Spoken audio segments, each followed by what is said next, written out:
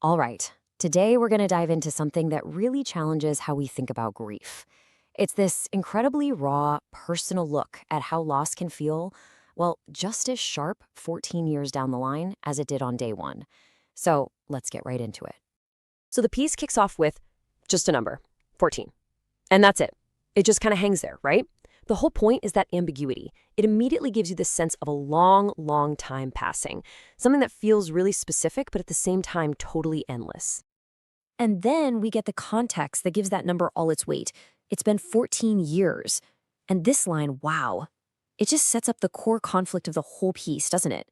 You've got this massive gap between the calendar and the heart.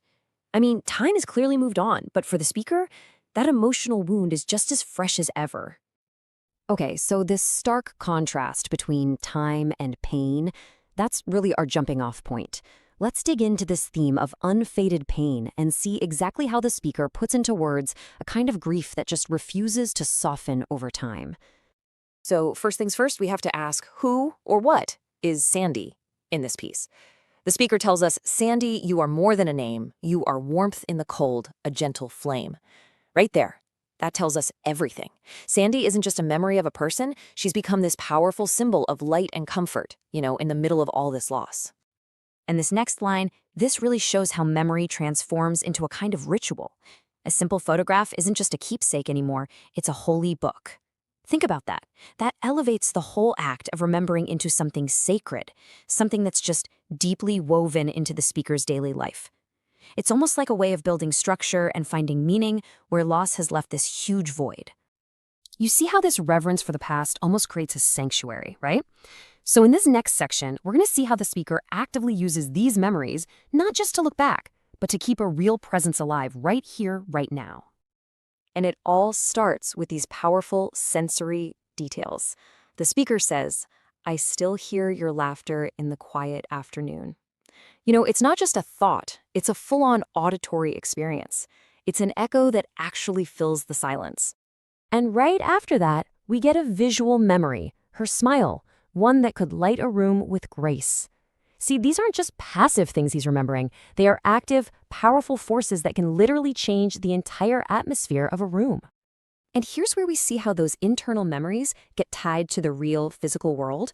The speaker actually drives by places, like this old cafe. He's actively looking for those tangible anchors for his memories. And what does that do? It makes the past feel way less distant, way more accessible. And all of this builds up to what might be one of the most powerful lines in the whole piece. Sometimes I swear I feel your hand in mine. I mean, at this point, memory has become so incredibly potent that it just completely crosses that physical barrier between life and death. It makes her presence feel almost tangible, like she's really there. Okay, so you have this incredibly intense connection to the past, this sanctuary he's built from memory, but that's inevitably going to clash with what society usually tells us about grief, right? So let's get into this next section, the speaker's direct challenge to this idea, this myth of healing. And this really just lays out the conflict perfectly. On one side, you've got that common saying, the story everyone tells us, that time heals all wounds. But on the other side, you've got the speaker's raw, internal truth. For him, time isn't some river carrying him forward. Nope, it's more like a photograph that he's completely frozen inside of, just stuck in yesterday. And he really pushes back hard against this whole idea of transformation. We often talk about grief as a journey that changes you, but the speaker, he's completely rejecting that. He's saying, no, I'm still the same man, just left standing in the rain of my loss. His core identity is still there, but the world around him has been changed forever. So that raises the question, if healing and changing isn't the end goal here, then what is? Well, our final section digs into the speaker's resolution. It's this really interesting shift away from focusing on absence and toward embracing a constant enduring presence. And it turns out, the speaker finds Sandy not by constantly looking back, but by seeing how she's woven into the very fabric of his life right now. She's there in his sorrow, in every tear. She's in his joy, in every song. And she's there in the quiet moments, in every whisper. So you see, she isn't really gone. Her presence has just changed form. And this all leads to this really beautiful, really hopeful metaphor. I keep a light on just in case you find your way. And, this isn't about some desperate waiting. It's actually about a kind of peaceful acceptance. It's a symbol that says, you are always welcome here. The door to her memory, to her presence, is just always open. And that, right there, is the ultimate resolution of the whole piece.